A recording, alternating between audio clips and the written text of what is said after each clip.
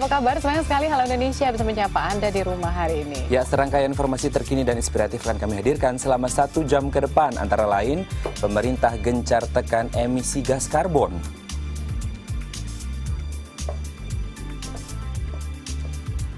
Ada pula kursi roda yang digerakkan oleh otak.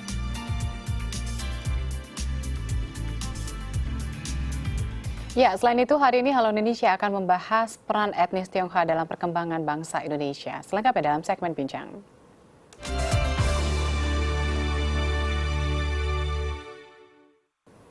Pemirsa, isu mengenai perubahan iklim masih terus menjadi perhatian dunia tak terkecuali bagi pemerintah Indonesia. Ya, untuk itu pemerintah Indonesia tengah gencar menekan angka kadar emisi gas karbon di Indonesia, meski saat ini Indonesia masih berada di angka 0,87 derajat Celcius.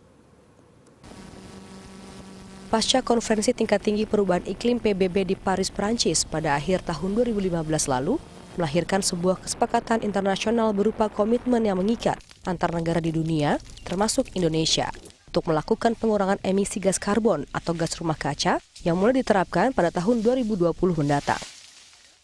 Menanggapi kesepakatan tersebut, pemerintah Indonesia berkomitmen untuk menjaga ambang batas kenaikan suhu bumi di bawah 2 derajat Celcius.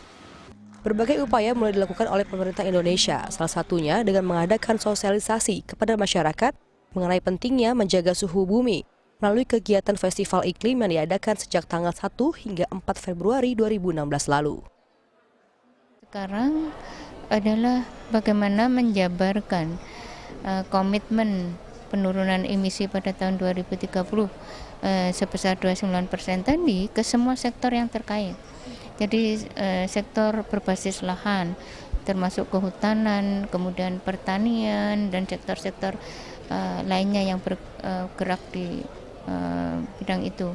Kemudian juga di bidang energi, transportasi, kemudian juga di sektor pembangkit tenaga listrik. Tentunya ada sektor-sektor lain yang juga perlu berkontribusi, misalnya sektor sampah, sektor industri. Melalui Festival Iklim 2016, pihak Kementerian Lingkungan Hidup dan Kehutanan juga melibatkan sejumlah partisipan untuk ikut ambil bagian dengan menunjukkan hasil inovasi teknologi, seminar mengenai perubahan iklim hingga aksi flash mob dalam upaya mensosialisasikan masyarakat mengenai pentingnya menekan kadar emisi gas karbon di Indonesia. Ya, dari sisi KLHK bekerja bersama dengan kementerian-kementerian terkait yang punya tanggung jawab di sektor-sektor yang menyumbang emisi tersebut. Kemudian juga sektor-sektor yang bisa berkontribusi dalam upaya meningkatkan kemampuan beradaptasi perubahan iklim. Di samping itu juga membuat masyarakat sadar akan potensi dampak negatif perubahan iklim apabila kita tidak melakukan apa-apa. Karena ini semua harus bergerak, baik individu, kelompok maupun industri skala besar, skala kecil, dan juga pemerintah. Nova Monika, Denny Kristiawan, DAI TV. Ya, kita beralih ke informasi lainnya, pemirsa. Perkembangan penelitian teknologi di Indonesia kini semakin pesat. Baru-baru ini LIPI Bandung dan Bina Nusantara memperkenalkan kursi roda berbasis sinyal otak. Bagaimana kerja dari sinyal otak untuk menggerakkan benda? Berikut liputannya. Pernahkah Anda membayangkan dapat mematikan lampu tanpa menyentuhnya? Ya, tampaknya impian Anda akan terwujud. Pasalnya di Indonesia, penelitian teknologi alat bantu berbasis sinyal otak sedang marak dikembangkan. Antara lain oleh LIPI Bandung dan mahasiswa BINUS yang menemukan kursi roda sinyal otak dan juga tawan Iron Man dengan lengan besinya. Itu kan kehalang sama rambut. Ataupun salah satu mungkin motivasi saya melakukan ini adalah karena sangat minimnya Indonesia melakukan penelitian ini. Saya justru pengen membangun bagaimana supaya ini dikembangkan lebih banyak orang. Kan itu artinya tadi tim besar, karena kalau misalkan kenapa saya lebih susah membuat kerjasama karena tidak banyak melakukan. Teknologi berbasis sinyal otak paling populer di Indonesia adalah EEG atau elektroensefalograf. Sebab teknologi ini dinilai paling ekonomis, portable dan aman bagi kepala manusia.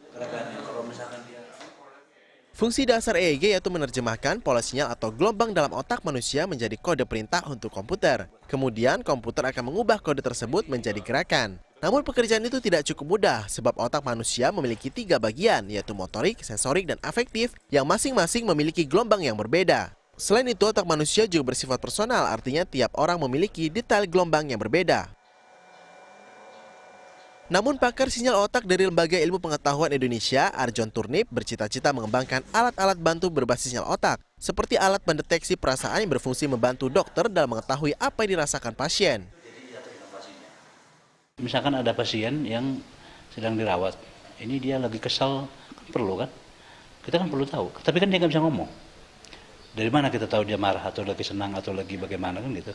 Kan itu kan bagian daripada pengobatan kan gitu. Nah ini alat ini perlu kita bantukan kita ke sana supaya dokter atau perawat atau keluarga yang ada di sekitar dia bisa menghibur kalau dia lagi sedih atau bisa keluar kalau dia kesal ada orang kesal di situ kan gitu. Kan harus dapat informasi. Nah itulah kita bangun untuk emotional detection itu.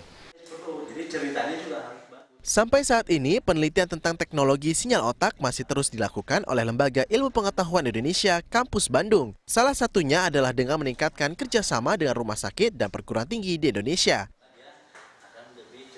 Yeremia Tera, Herdin Askolani, DAI TV. Ya pemirsa, Lembaga Ilmu Pengetahuan Indonesia mendukung berbagai penemuan, salah satunya adalah kursi roda yang digerakkan oleh sinyal otak. Penemuan ini diharapkan dapat membantu pihak rumah sakit dalam menangani pasien.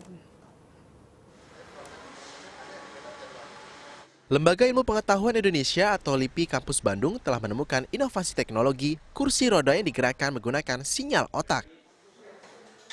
Penciptaan teknologi ini bertujuan untuk memudahkan pengguna kursi roda dalam menggerakkan alat tersebut. Sebelum menggerakkannya, pengguna kursi roda harus memakai alat penerjemah sinyal otak berbentuk topi yang telah dipasang 12 sensor elektroda. Elektroda tersebut lalu disuntikan dengan gel elektronik dengan fungsi untuk meningkatkan kinerja elektroda dalam menangkap sinyal otak. Kemudian, pola gelombang otak pengguna kursi roda akan direkam oleh komputer. Tentunya pasien juga pengen bebas juga dari keluarga kan gitu, karena ketika dia semakin banyak tergantung dengan seseorang, tekanannya juga semakin meningkat. Nah ini adalah bagaimana kita coba berpikir supaya pasien yang mungkin punya disabilitas itu bisa memiliki independensi tersebut gitu loh. Artinya kan secara default kan dia kan sudah harus tergantung dengan keluarga atau dengan lingkungan, tapi kita mencoba bahwa pasien yang atau orang atau subjek ataupun saudara kita yang ada di posisi itu kita kasih kesempatan dia masih memiliki kebebasan walaupun tetap masih terbatas. Agar dapat berfungsi dengan baik, pengguna kursi roda harus berkonsentrasi pada arah jalan. Jika tidak, maka akan menyebabkan kursi roda tidak dapat berjalan. Kursi roda ini dapat berjalan ke 4 arah, yaitu maju, mundur, belok kanan, dan belok kiri. Untuk meningkatkan keamanan, pengguna kursi roda sinyal otak ini juga dilengkapi dengan sensor rem otomatis. Yang kita butuhkan sekarang adalah tim. Ya sekarang artinya SDM-nya. Tentunya kan kita butuh SDM, ya salah satunya untuk mengatasi hal tersebut ya kita coba kolaborasi dengan institusi lain seperti kedokteran Unpad dan juga saya berkolaborasi dengan perguruan tinggi, saya bekerjasama dengan dosen dan terutama dapat mahasiswa ngebantu saya kan, karena kalau saya harus kerjakan dari A sampai Z kan tidak mungkin, tangan saya kan cuma 2. Penelitian terhadap kursi roda sinyal otak ini telah dilakukan oleh LIPI Bandung sejak tahun 2013. Harapannya LIPI dapat bekerja sama dengan beberapa rumah sakit untuk dapat mengembangkan penemuan tersebut. Yeremia Tera, Herdin Askolani, DAI TV.